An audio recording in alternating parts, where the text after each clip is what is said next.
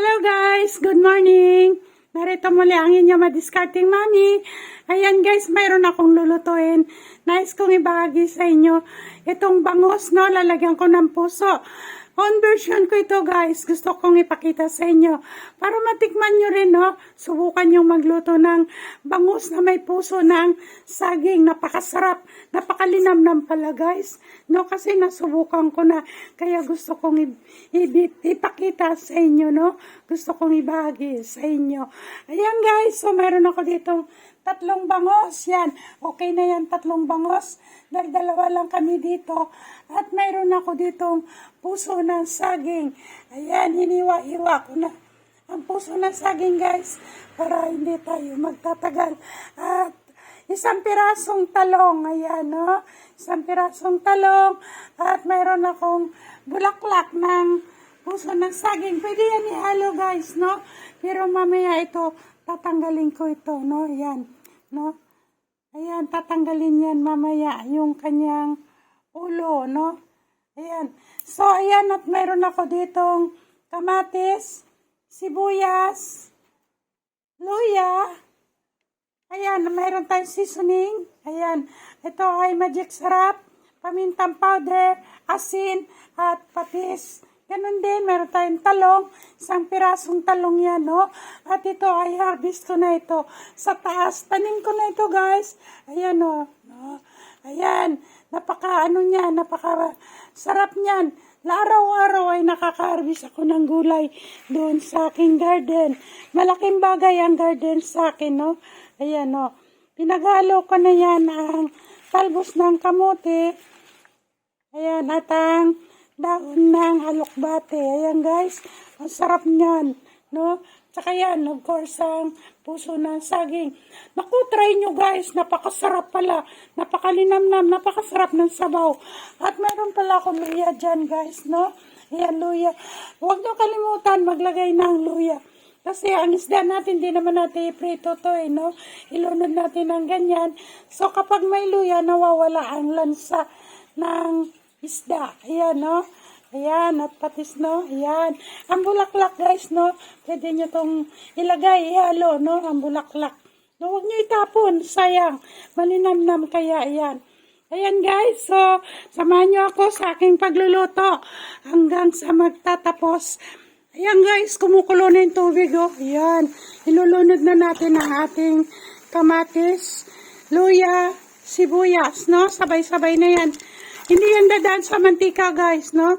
Lalo na ako inuubo, no? Kung napapansin nyo, boses ko, medyo garalgal. Ayan, hayaan natin na kumulo yan. Pero isama na natin ang ating seasoning. Ayan, lahat yan, no? Isama na natin para magkalasa na yan sa sabaw. Ayan, so, ganun din ang patis maya-maya, no? Kalahati lang nito ilagay natin. Eh, baka umalat siya. Hindi na natin mabawasan yan. Okay guys, sige, pakita ko sa inyo ulit. Babalik tayo. So, ayan guys, buksan na natin. Ayan, kulong-kulo na, oh. Okay. So, ang lasa niya, tinikman ko, no, medyo matabang. Kaya ubusin na natin ang patis natin. No, ito. Ayan, 2 tablespoon yun kanina ang patis natin. At ilagay natin itong ating, okay. Ayan.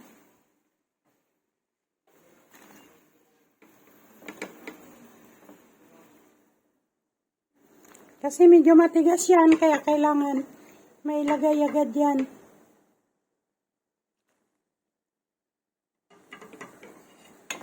Katamtaman lang ang laki ng puso na bibili nyo guys. Yan, huwag naman malaki. Yung medium size lang na puso. Yan, nabili ko yung puso sa halagang 25 ata, no? Ang puso. Ayan. So, ayan yung unang kumulo uli, no? So, nakita nyo, ang gagawin nyo, ganyan lang. Pakulo lang kayo ng tubig. Pag kumulo, saka ilagay ang sibuyas, luya, ayan, takpan natin, kamatis, at saka yung panimpla, no, guys? Ayan. So, ayan natin kumulo yan. Balikan natin ulit. Mga 5 minutes. Okay, guys? Ayan, guys. Kulong-kulo na siya. O, ayan. No? Lagay na natin yung bulaklak.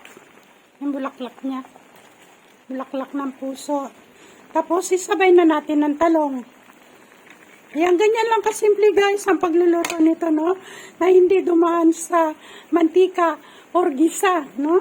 Lalo na pagka may sakit tayo, may ubo tayo. Bawal tayo kumain ng karne at saka mga mamantikain, no? Para tumigil na yung ubo natin. Kasi pag kumain tayo ng mga mamantikain at saka karne, ayan ay nagkukos ng phlegm. Lalo tayo magkakaroon ng plema, no? Nagpapalapot ng ating plema.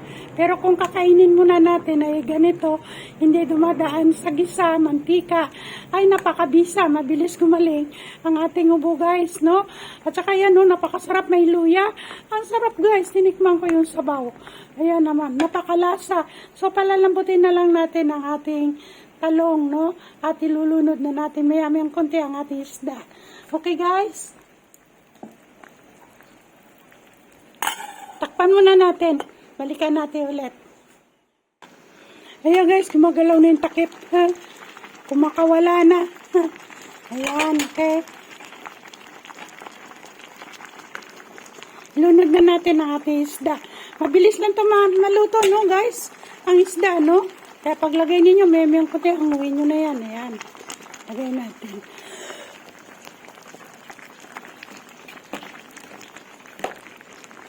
Lagyan natin ang buntot, guys. Ayan. Hindi ko pinapaputol ang buntot. Alam nyo kung bakit. Dagdag pampalasa din yan sa pagkain natin. Saka isa pa ang pusa ako, no? Mahilig sa buntot ng isda. Kinakain niya yan. Okay, guys. So, babalikan natin ulit, ha?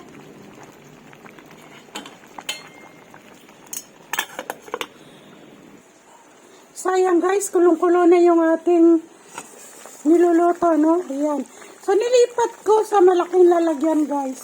Kasi, masikip. Maliit yung aking pinaglutuan. Kala ko kukunti lang. Yung pala, nung nilagay ko na yung puso, marami pala. Kaya yun, napilitan ako magpalit ng lutuan. Ayan. Lagay na natin, guys, ang talbos. Ayan. Okay. Lagay na natin.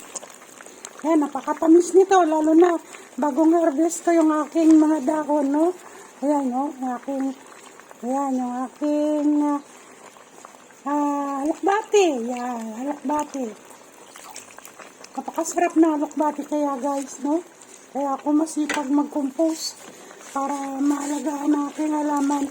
Nalalagyan sila ng aking compose, no? Mga gulay din yan, aking kinocompose. Tapos, papatungan ng lupa, takpan ng lupa, diligan, haluin lagi. Every 2 days, 3 days, haluin mo yung kinocompose mo. After 1 week, kaya may compose ka na. Lagay mo sa puno ng mga halaman mo. Yan, tataba ng halaman mo. Aking alokbati, kasi lapad ng aking palad, no? Aking alokbati.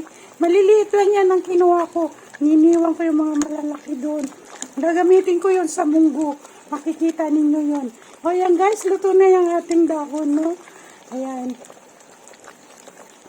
Ayan. Ready na yan. Ulam na yan, guys. So, gayahin ninyo, guys, no? Ang simpleng pagluluto na kung ayaw ninyo ng mamantikain, ayan, ito muna ang inyong lulutuin, no? Magpakulo lang kayo ng tubig, ilagay ang kamatis, sibuyas, luya. Kung gusto nyo may luya, pwede din pag wala. At pagkatapos, ayan, ilagay nyo na ang mga gusto nyong gulay. Kung matigas, so na inyong gulay. No? Ayan. Ina yan. Malambot na yan, guys. Takpan na natin. Okay, may konti. Sara ko na to, guys. So, kita-kita tayo dun sa lamesa, ha? Maglagay na lang ako sa bowl. Ipakita ko sa inyo ang ating niluto na bangus with puso ng saging. Okay, guys? So, ayan, guys. Ayan ay ating niluto, no? Ayan.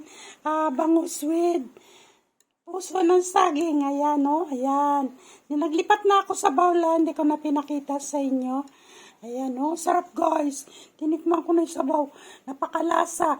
Madalas ako nagluluto nito. Kaya gusto kong i-share din sa inyo. Para matikman nyo rin, no? Kung ano ang lasa. Napakalasa ang puso ng saging. So, tikman nyo, guys, no? Subukan nyo para matikman nyo. Ayan, ang luto natin ngayon tanghali. Ay, ang puso ng saging with bangus. Ayan, guys, no? Oh, ang sarap niya, no? Ayan, oh. Ayan. Yan, ang dami na. Ayan. Sarap guys, no? Malayo pa sa kolesterol. No, ayan, okay? So, ayan na ang ating luto sa tanghaling ito. So, thank you so much guys. Magpaalam na ako sa inyo. Maraming salamat sa patuloy ninyong pagtangkilik ng aking mga videos. At please, don't forget to subscribe, like, and click the button bells 2 times upang patuloy ko kayong ma-update sa mga videos na nais kong ibahagi para sa inyo. So, thank you so much guys. May the Lord God bless you all. Don't forget to comment down below guys sa baba, please. At ako ay masipag magbasa, no, ng inyong mga comment at sasagutin ko kayo sa lahat ng inyong mga katanungan. At ang bago pa lang makakita ng aking video, ayan, dikit na kayo guys at mag-iwan ng bakas at babalikan ko kayo. No? Okay, thank you so much. May the Lord God bless you all. Pagpalaingan ng Panginoong may kapal sa lahat ng inyong mga kabutihan kay Mami. Bye-bye. I love you all.